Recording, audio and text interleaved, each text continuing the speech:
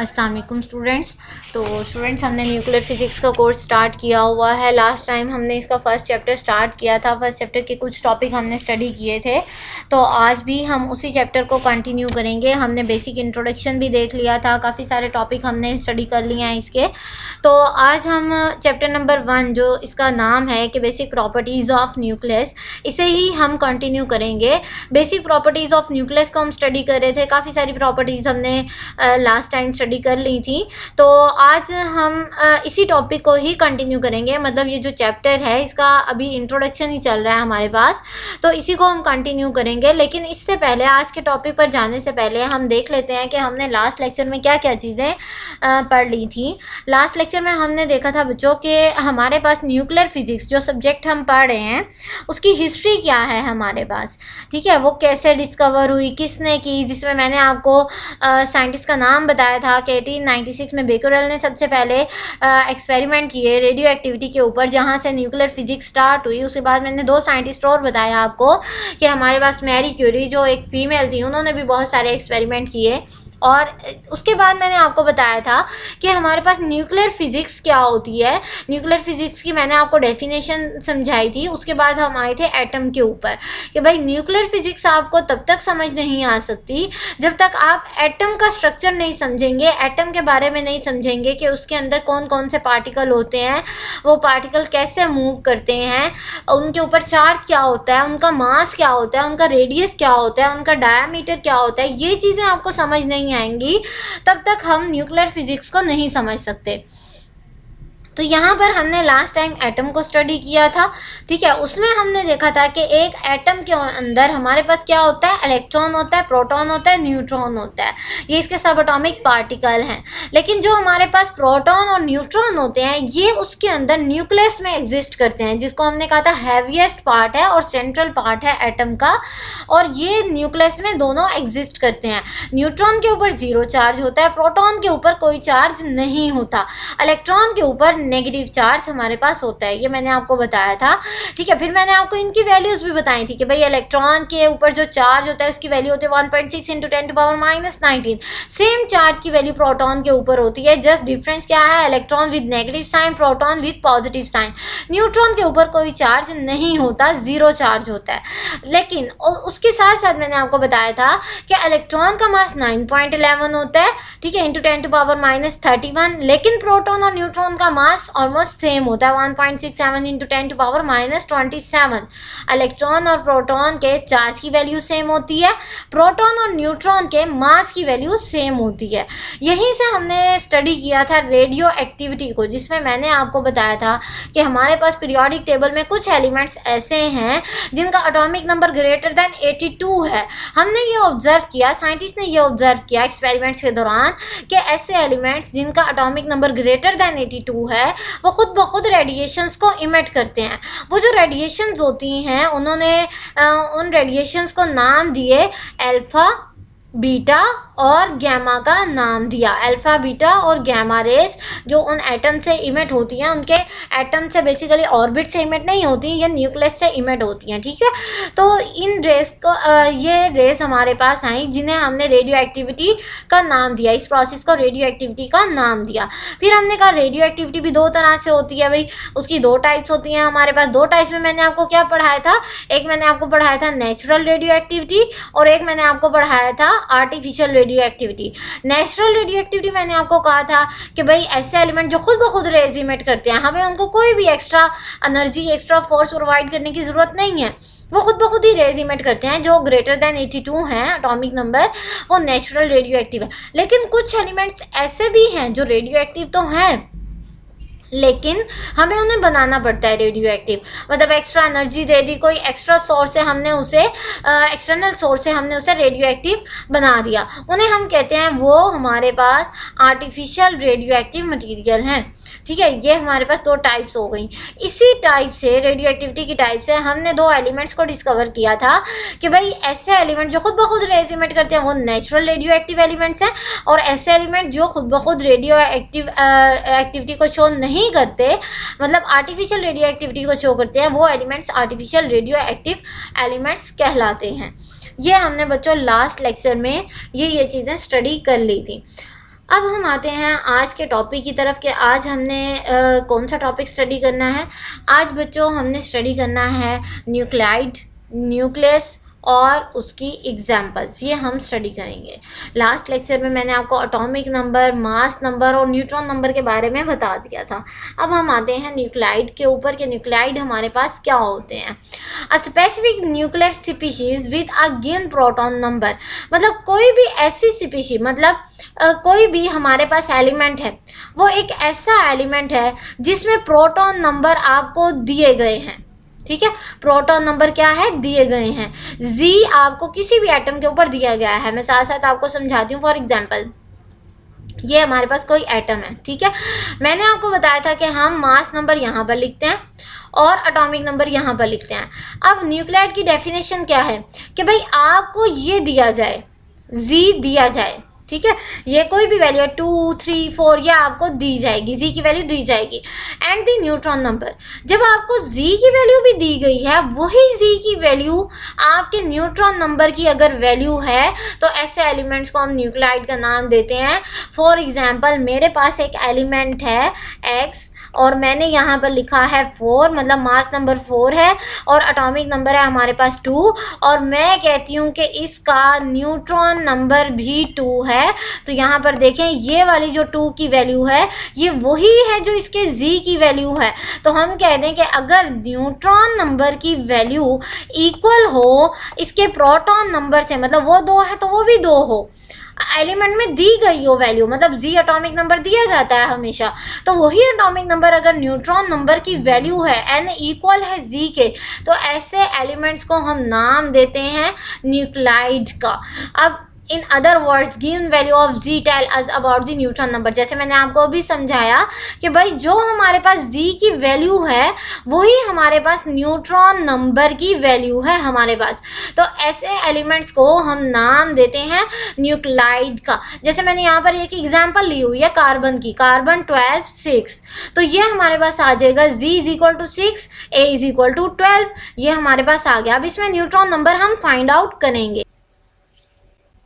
जैसे ही हमने एग्जाम्पल ली हुई है कार्बन की, तो कार्बन में हमारे पास एटॉमिक नंबर यहाँ पे लिखा हुआ है 6 और मास नंबर यहाँ पे लिखा हुआ है 12। तो हमारे पास न्यूट्रॉन नंबर के लिए क्या फार्मूला होता है, हम देखते हैं कि भाई हमारे पास जो मास नंबर होता है किसी भी एलिमेंट का, वो इक्वल होता है न्यूट्रॉन प्लस प्रोटॉन के। हम इसके इक्वल क्यों लेते हैं, क्योंकि हमें पता है न्यूक्लियस के अंदर 2 ही पार्टिकल एग्जिस्ट करते हैं, न्यूट्रॉन और प्रोटॉन, और जो एटम का वेट होता है वो न्यूक्लियस जो होता है वो सबसे हैवीएस्ट पार्ट होता है एटम का। इसीलिए हम कहते हैं कि जो एटम का मास है वो न्यूक्लियस में एग्जिस्ट करता है। इसीलिए हम न्यूट्रॉन और प्रोटॉन का सम अप ले लेते हैं यहाँ पर एटॉमिक मास के लिए। तो अगर यहाँ से मुझे न्यूट्रॉन नंबर फाइंड आउट करने हैं तो मैं क्या करूँगी, ये हमारे पास एटॉमिक मास है, एटॉमिक मास में से माइनस कर देती हूँ मैं ये प्रोटॉन नंबर को, तो a माइनस पी बन जाएगा इज इक्वल टू n। तो ये n का फार्मूला बन गया, मतलब न्यूट्रॉन नंबर को फाइंड आउट करने का फार्मूला बन गया ये। अब यहाँ पे देखें, जो a है हमारे पास वो 12 है, और जो p है हमारे पास, ये जो z होता है हमारे पास, z हमारे पास बेसिकली एटॉमिक नंबर होता है। एटॉमिक नंबर को हम प्रोटॉन नंबर भी कहते हैं, क्योंकि ये नंबर ऑफ प्रोटॉन्स के बारे में भी बताता है। या इसकी दूसरी डेफिनेशन हमारे पास क्या होती है कि number of protons in any atom, in any nucleus is known as the atomic number that must be equal to the number of the electron in the orbits।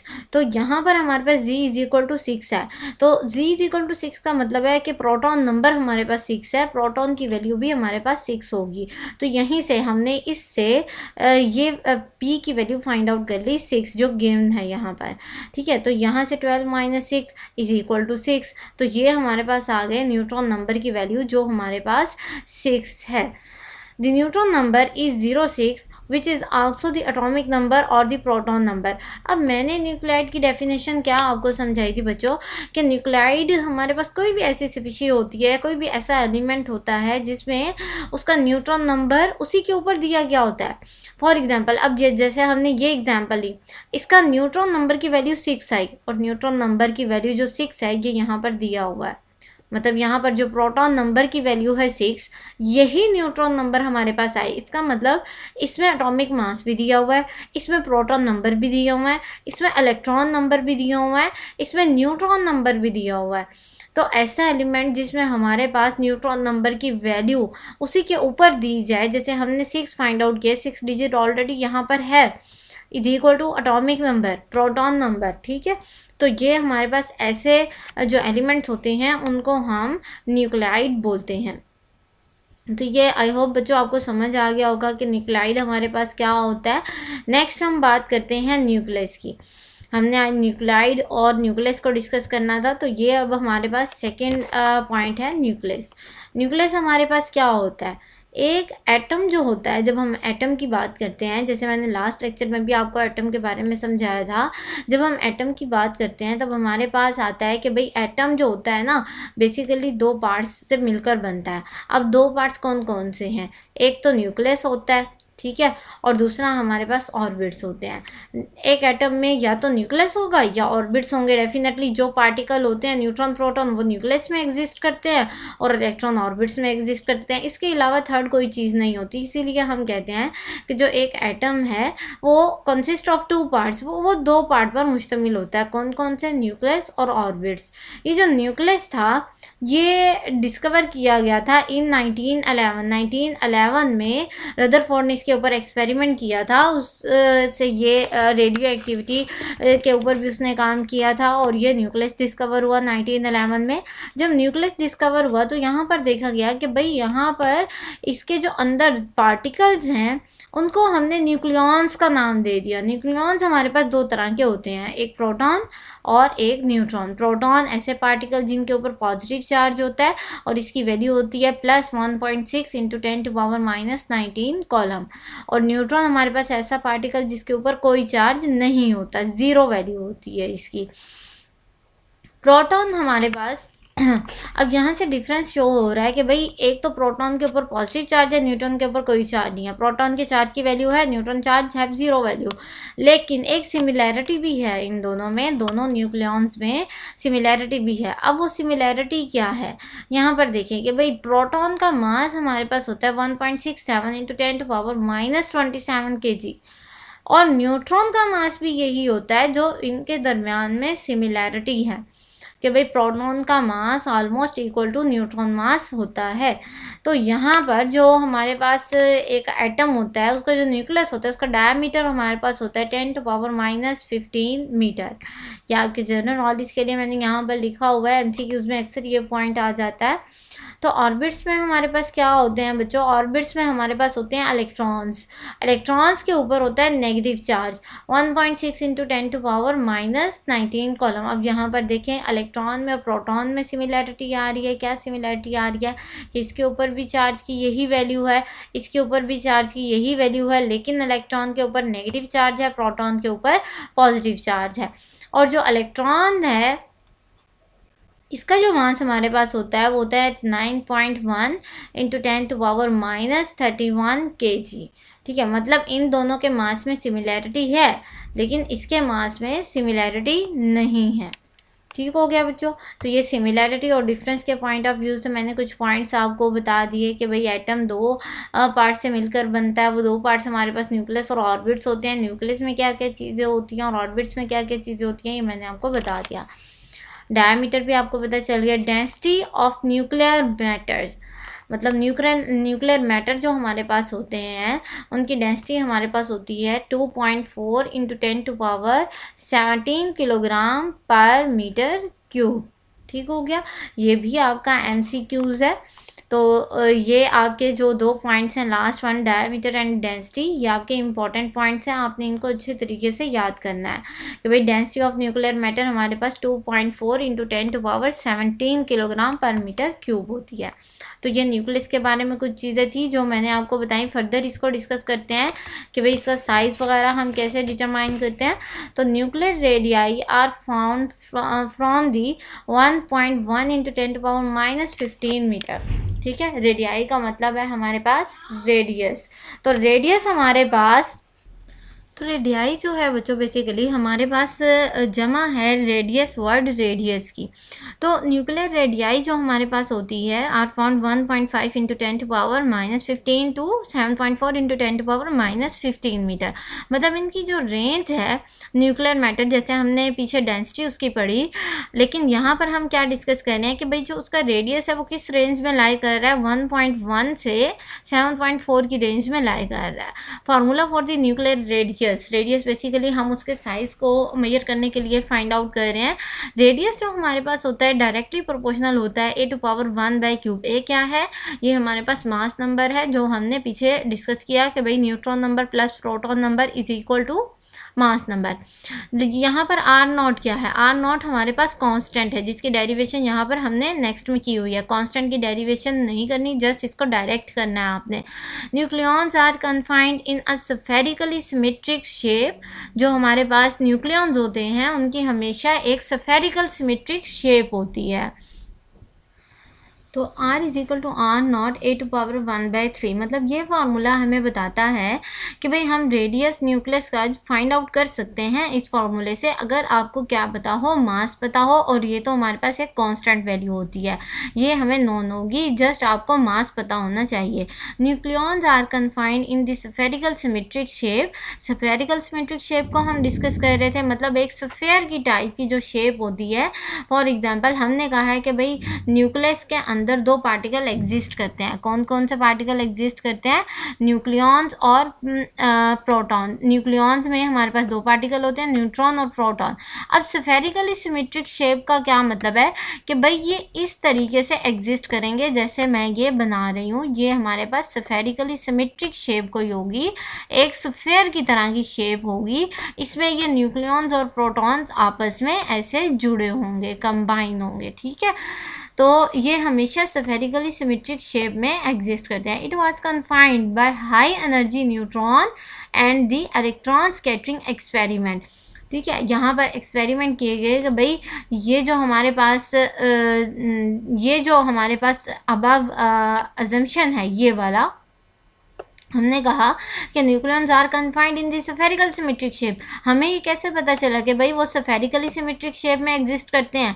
ये कंफर्म हुआ, हमारे पास कंफर्म हुआ कि स्कैटरिंग एक्सपेरिमेंट से। Scattering किस किस के दरमियान हुई? इलेक्ट्रॉन और न्यूट्रॉन के दरमियान जब स्कैटरिंग एक्सपेरिमेंट किए गए, उन एक्सपेरिमेंट ने ये वेरीफाई किया कि भाई जो न्यूक्लियॉन्स होते हैं वो हमेशा स्फेरिकली सिमेट्रिक शेप में एग्जिस्ट करते हैं। ठीक हो गया। For such type of the pattern, इस तरह के पैटर्न के लिए हम किस तरह की कैलकुलेशंस करते हैं? रेडियस के लिए डेफिनेटली यही फार्मूला यूज़ होगा। कैसे आया है ये formula? R is directly proportional to a⁻1/3। जब हम ये साइन हटाएंगे, प्रोपोर्शनैलिटी का साइन हटाएंगे, तो हमारे पास आएगा कांस्टेंट। ठीक है, जब हमारे पास एक कांस्टेंट आ जाएगा, देखें ये प्रोपोर्शनैलिटी का साइन मैंने कन्वर्ट कर दिया इक्वल में, मेरे पास एक कांस्टेंट आ गया R0। ठीक है, ये हमारे पास R0 कांस्टेंट। अब आपको जस्ट ये वैल्यू पता होनी चाहिए, मतलब A की वैल्यू जस्ट आपको पता होनी चाहिए। आप रेडियस की वैल्यू खुद ही फाइंड आउट कर लेंगे। ठीक है, R0 की वैल्यू में हमारे पास क्या होती है? R0 की वैल्यू होती है 1.2 इंटू 10⁻⁻15 मीटर। 1.2 से 1.5 की रेंज में ये एग्जिस्ट करता है। ठीक है, मोस्टली हम न्यूमेरिकल में ये वाला पुट करते हैं, 1.5 पुट करते हैं। Nucleons are fermion. फर्मियन हमारे पास ऐसे पार्टिकल होते हैं जो हाफ इंटीग्रल स्पिन रखते हैं। ठीक है, ये देखें जैसे 1/2 मैंने लिखा हुआ है। The nucleons inside the nucleus are bound by a short range force known as the nuclear force. अब देखें यहाँ पर एक कंसेप्ट बनता है, भाई हमने कहा पीछे कि भाई न्यूक्लियॉन्स जो हैं वो स्फेरिकली सिमेट्रिक शेप में एग्जिस्ट तो कर रहे हैं, अब वो बाउंड भी हैं। जैसे ये एक न्यूट्रॉन है, ये प्रोटॉन है, ये मैं ऐसे रफली ही स्ट्रक्चर बना रही हूँ। ये एक प्रोटॉन है, ये न्यूट्रॉन है, अगेन उसके साथ प्रोटॉन, ये इस तरीके से स्फेरिकली सिमेट्रिक शेप में एग्जिस्ट कर रहे हैं। तो यहाँ से लेट्स सपोज ये न्यूट्रॉन है, मैं इसे N लिख रही हूँ, ये है प्रोटॉन। ठीक है, अब ये प्रोटॉन है, ये प्रोटॉन है और ये न्यूट्रॉन है। ठीक, अब ये भी न्यूट्रॉन है, ये भी न्यूट्रॉन है, ये प्रोटॉन है। अब यहाँ पर ज़रा गौर से देखें आप, देखें प्रोटॉन के ऊपर पॉजिटिव चार्ज होता है, ठीक है, न्यूट्रॉन के ऊपर कोई चार्ज नहीं होता। दो पॉजिटिव चार्जेस, देखें यहाँ भी पॉजिटिव चार्ज है, इसके ऊपर भी पॉजिटिव चार्ज है। दो पॉजिटिव चार्जेस साथ साथ कैसे जुड़े रह सकते हैं, बाउंड कैसे हो सकते हैं? कूलम लॉ के अकॉर्डिंग दो सेम चार्जेस में हमेशा रिपल्शन होती है। तो यहाँ पर फोर्स ऑफ अट्रैक्शन कैसे हो सकती है? ये भी हमारे पास रिपल्शन ही होनी चाहिए। लेकिन क्यों रिपल्शन नहीं होती? क्योंकि ये बहुत ज़्यादा एक दूसरे से क्लोज है, शॉर्ट रेंज है। इस शॉर्ट रेंज की वजह से ये जो एक फोर्स जनरेट हो जाती है, इस फोर्स को हम नाम देते हैं न्यूक्लियर फोर्स का। अब ये फोर्स दो तरीके से होती है, कैसे? अब ऊपर वाली एग्जांपल में देखें भाई, यहाँ पर आपको न्यूट्रॉन और प्रोटॉन दिया हुआ है, जैसे ये वाली जो एग्जांपल है, ठीक है, इसमें देखें न्यूट्रॉन प्रोटॉन बाउंड है। आगे चलें, इसमें देखें ये दो पार्टिकल प्रोटॉन प्रोटॉन बाउंड है। चलें इसमें चलें, ये वाला देखें, इसमें न्यूट्रॉन न्यूट्रॉन बाउंड है। और अगर मैं सिर्फ इतनी एग्जांपल लूँ तो यहाँ पर आ जाएगा हमारे पास प्रोटॉन न्यूट्रॉन, सिर्फ इतने पार्टिकल की एग्जांपल लेते हैं, ये आ जाएगा प्रोटॉन न्यूट्रॉन। तो यहाँ पर बच्चों हमारे पास बेसिकली दो फोर्सेस एग्जिस्ट कर रही हैं, सॉरी दो नहीं, हमारे पास चार फोर्सेस एग्जिस्ट कर रही हैं। वो चार फोर्सेस कौन कौन सी हैं हमारे पास? देखें, एक जो प्रोटॉन और प्रोटॉन को आपस में जोड़ रही है, एक वो फोर्स जो न्यूट्रॉन और प्रोटॉन को आपस में जोड़ रही है, एक वो फोर्स जो प्रोटॉन और न्यूट्रॉन को आपस में जोड़ रही है, और वो फोर्स जो न्यूट्रॉन और न्यूट्रॉन को आपस में जोड़ रही है। मतलब टोटल हमारे पास कितनी फोर्सेस हो गई? यहाँ पर टोटल हमारे पास फोर्सेस बन जाएंगी चार फोर्सेस, ठीक है। अब वो चार फोर्सेस को हम कैसे डिफाइन करते हैं, मतलब वो ये जो चार फोर्सेस होती हैं इन्हें हम कैसे नाम देते हैं? यहाँ पर देखें, फर्स्ट फोर्स है हमारे पास proton proton force, second force है हमारे पास neutron neutron force, third force है हमारे पास न्यूट्रॉन प्रोटॉन फोर्स, और फोर्थ फोर्स है हमारे पास proton neutron force. Proton proton force वो फोर्स होती है जो बाउंड करती है, किन को? प्रोटॉन और प्रोटॉन को आपस में बाउंड करती है।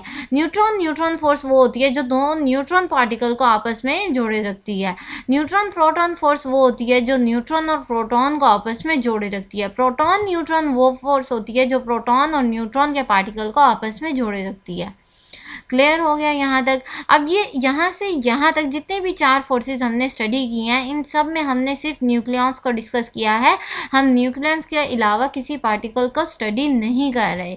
ये सारी फोर्सेस जो nuclear forces, short range forces exist करती हैं, ये जो हमने स्टडी की हैं, ये एग्जिस्ट करती हैं न्यूक्लियस के अंदर। मतलब इन पार्टिकल्स को जो हमने न्यूक्लियॉन्स पार्टिकल या न्यूट्रॉन और प्रोटॉन पार्टिकल स्टडी किए हैं, इन पार्टिकल को स्फेरिकली सिमेट्रिक शेप में बाउंड रखने के लिए यूज़ होती हैं, और ये बहुत शॉर्ट रेंज फोर्सेस होती हैं। फॉर एग्जांपल, अगर आपने ये दो प्रोटॉन हैं आपस में इस तरीके से हैं, इनके दरमियान में बहुत शॉर्ट रेंज, मतलब नेग्लिजिबल अमाउंट ऑफ डिस्टेंस है, ये शॉर्ट रेंज है, ये आपस में बाउंड हो सकते हैं। लेकिन अगर यही दो प्रोटॉन थोड़े से भी डिस्टेंस पर आ जाएं, यहाँ आ जाएं, देखें इनके दरमियान में जो गैप है, ये गैप आ चुका है, ठीक है, गैप ज़्यादा हो गया, तो ये शॉर्ट रेंज फोर्स नहीं रहेगी, यहाँ पर ये पार्टिकल जुड़ नहीं सकेंगे, ठीक है, फिर इसके ऊपर रिपल्शन ओवरकम कर लेगी। अब यहाँ पर नेक्स्ट है हमारे पास, shape of the nucleus is spherical. Definitely nucleus के अंदर जो पार्टिकल एग्जिस्ट कर रहे हैं, हमने कहा वो स्फेरिकली सिमेट्रिक शेप में है, तो डेफिनेटली न्यूक्लियस खुद भी स्फेरिकल शेप में होगा, क्योंकि न्यूक्लियॉन्स जो हमारे पास हैं या न्यूट्रॉन प्रोटॉन है वो भी स्फेरिकल शेप में एग्जिस्ट कर रहे हैं। Because spherical shapes have least surface area. अब ये स्फेरिकल ही क्यों होती है? क्वेश्चन यहाँ से राइज होता है कि भाई ये स्फेरिकल ही क्यों होती है, कोई और शेप क्यों नहीं होती, सिलेंड्रिकल क्यों नहीं होती, सर्कुलर क्यों नहीं होती, स्फेरिकल ही क्यों होती है? अब इसकी रीज़न है बच्चों के ये जो पॉइंट है ये इसका आंसर है, ठीक है। Because spherical shapes have least surface area. कोई भी अगर आपके पास सरफेस हो, ठीक है, कोई भी अगर आपके पास स्फेयर हो, स्फेयर हमेशा लीस्ट सरफेस एरिया एक्वायर करता है, रिक्वायर करता है, ठीक है। तो हमेशा जो सरफेस एरिया होता है स्फेयर का वो सबसे कम होता है, इसीलिए जहाँ पर हमारे पास चीज़ ज़्यादा हो और जगह कम हो, हम उसे स्फेरिकल शेप में कन्वर्ट कर देते हैं। Therefore provide the short range binding forces, इसीलिए ये शॉर्ट रेंज बाइंडिंग फोर्सेस भी प्रोवाइड करते हैं। क्लियर हो गया बच्चों। नेक्स्ट हमारे पास इसी से रिलेटेड हम एक एग्जाम्पल को स्टडी करेंगे। हमने रेडियस देख लिया कि भाई रेडियस हम किस तरीके से फाइंड आउट करते हैं। यहाँ पे एग्जाम्पल है 1.1। ये आपकी बुक में, जो मैंने आपको बुक लगवाई हुई है, उस बुक में पेज नंबर 16 के ऊपर दी हुई है एग्जाम्पल 1.1। ये बच्चों आपने होमवर्क में करनी है एग्जाम्पल। अगर कोई कन्फ्यूजन हो या कोई पॉइंट समझ ना आया हो इस एग्जाम्पल में, तो आपने मुझसे डिस्कस करना है। एग्जाम्पल जो 1.2 है ये मैं आपको करवा देती हूँ, और इस तरह की छोटी छोटी एग्जाम्पल जैसे 1.2 है, ये आपके शॉर्ट क्वेश्चन में पेपर पॉइंट ऑफ व्यू से इम्पॉर्टेंट है। तो find the density of C612। अब देखिए यहाँ पे सिर्फ एक एलिमेंट दिया हुआ है, इसके अलावा कोई डाटा आपको नहीं दिया हुआ। यहाँ पे एटॉमिक नंबर लिखा हुआ है, मास नंबर लिखा हुआ है, आपको कहा गया है कि भाई डेंसिटी फाइंड आउट करें। हमारे पास एक फार्मूला होता है R=R0 A⁴ ए इसमें आपको दिया हुआ है, मतलब मास नंबर ये रहा 12। ये देखिए यहाँ मैंने मेंशन किया हुआ है A=12। R0 कांस्टेंट है 1.2 × 10⁻⁻15 मीटर। तो इन दोनों को मल्टीप्लाई करते हैं, हमारे पास सबसे पहले आ जाएगा रेडियस। तो ये हमारे पास बच्चों रेडियस आ गया। जस्ट आपने सिंपल दोनों को मल्टीप्लाई करना है। लेकिन हमने तो डेंसिटी फाइंड आउट करनी थी। तो डेंसिटी का फार्मूला हमारे पास होता है ρ=m/v, मतलब मास पर यूनिट वॉल्यूम। तो मास हमारे पास क्या होता है? मास हमारे पास होता है कि भाई हमने अब एक स्पेसिफिक मास लेना है, ठीक है। यहाँ पर देखिए यह आपको मास दिया हुआ था कार्बन का 12। अब टोटल मास हमारे पास कितना आएगा? ये 12 मल्टीप्लाई बाय कार्बन का मास, मतलब कार्बन के अंदर जो प्रोटॉन है, बेसिकली ये जो हमारे पास m=12 है, ये number of proton plus neutron है। लेकिन जब हम मास ऑफ प्रोटॉन, एक प्रोटॉन के इंडिविजुअल मास की बात करते हैं, तो वो मास होता है 1.67 × 10⁻⁻27 kg, जो मैंने आपको पीछे पढ़ाया है कि भाई मास ऑफ प्रोटॉन और मास ऑफ न्यूट्रॉन हमेशा सेम होता है। तो ये मास ऑफ प्रोटॉन है, ठीक है। 12 प्रोटॉन उसमें 12 में से अगर 6 प्रोटॉन है, 6 प्रोटॉन होंगे हमारे पास, 6 प्रोटॉन है हमारे पास, और हमारे पास 6 न्यूट्रॉन है। इसका मतलब न्यूक्लियॉन्स 12 हो गए। लेकिन न्यूट्रॉन प्रोटॉन का मास तो सेम होता है, तो हम 12 को मल्टीप्लाई कर देते हैं 1.67 × 10⁻⁻27 के साथ। तो हमने इसे मल्टीप्लाई कर दिया, ये हमारे पास मास आ गया। अब हम वॉल्यूम कैसे ले सकते हैं? हमने पीछे ही डिस्कस कर लिया कि भाई ये वॉल्यूम जो होता है हमारे पास स्फेयर होता है, हमारे पास स्फेरिकल शेप होती है। तो स्फेरिकल शेप में वॉल्यूम क्या होता है? हमारे पास 4/3 πr³ वॉल्यूम का फार्मूला होता है। आर तो हम ऑलरेडी फाइंड आउट कर चुके हैं, और बाकी सारी चीज़ें इसमें कांस्टेंट है 4/3 पाई। तो आर की जगह हम इसकी वैल्यू पुट कर देते हैं, और ये जो हमने वैल्यू निकाली हुई है इसका क्यूब ले लेते हैं अकॉर्डिंग टू दिस फार्मूला। तो यहाँ पर देखें मास था, मास की हमने ये वैल्यू पुट कर दी 12 multiply by its mass of proton और द मास ऑफ न्यूट्रॉन। और इसके बाद डिनोमिनेटर में वॉल्यूम था, वॉल्यूम का फार्मूला ये था हमारे पास 4/3 पाई, आर की वैल्यू है हमारे पास, और ये होल का क्यूब आ जाएगा, ठीक है। तो ये डेंसिटी हमारे पास आ जाएगी 2.4 × 10⁻17 किलोग्राम पर मीटर क्यूब। तो इस तरीके से बच्चों एक तो आपने ये यूनिट याद कर लेना है, डेंसिटी का यूनिट। अक्सर बच्चे गलत लिख देते हैं। दूसरा, अगर इस तरीके का कोई भी प्रॉब्लम आ जाए तो आपने क्या करना है? आपने सिंपली भाई उसका हमने देख लेना है मास नंबर क्या है, आपने देख लेना है उसका प्रोटॉन नंबर क्या है या एटॉमिक नंबर क्या है। जस्ट ये फार्मूला यूज़ करना है, रेडियस की वैल्यू निकाल लेनी है मास बाय वॉल्यूम करके। वॉल्यूम का डेफिनेटली स्फेरिकल ही होता है हमारे पास, न्यूक्लियस स्फेरिकल शेप में होता है, तो हर में यही फार्मूला ही लगेगा 4/3 πr³। तो ये वाला फार्मूला लगाकर आपने इसे सॉल्व कर लेना है, डेंसिटी की वैल्यू आ जाएगी और इसका यूनिट आ जाएगा किलोग्राम पर मीटर क्यूब। ठीक हो गया स्टूडेंट। तो आपको आज के लेक्चर में कोई भी ऐसा पॉइंट हो जो समझ ना आया हो तो काइंडली मुझसे लाजमी डिस्कस कीजिएगा। और नेक्स्ट लेक्चर में हम इसी को बेसिक प्रॉपर्टीज़ ऑफ न्यूक्लियस जो हमारे पास है यही टॉपिक अभी कंटिन्यू रहेगा, क्योंकि बेसिक बहुत सारी चीज़ें हैं जो हमने स्टडी करनी है। तो ये सारी बेसिक चीज़ें हम स्टडी कर लें तो फिर हम न्यूक्लियर फिज़िक्स में जो नेक्स्ट टॉपिक होंगे उनमें भी यही चीज़ें आएंगी हमारे पास। तो ये चीज़ें दोबारा हमें बताने की ज़रूरत नहीं पड़ेगी। आप अभी से इनको अच्छे तरीके से याद कर लें। पेपर पॉइंट ऑफ व्यू से न्यूमेरिकल आपने बहुत अच्छे तरीके से करने हैं, शॉर्ट क्वेश्चन भी और लॉन्ग क्वेश्चन भी। आई होप आपको लेक्चर समझ आया होगा। कोई भी डिफ़िकल्टी हो तो आप मुझसे डिस्कस कर सकते हैं। Thank you so much. अल्लाह हाफिज़।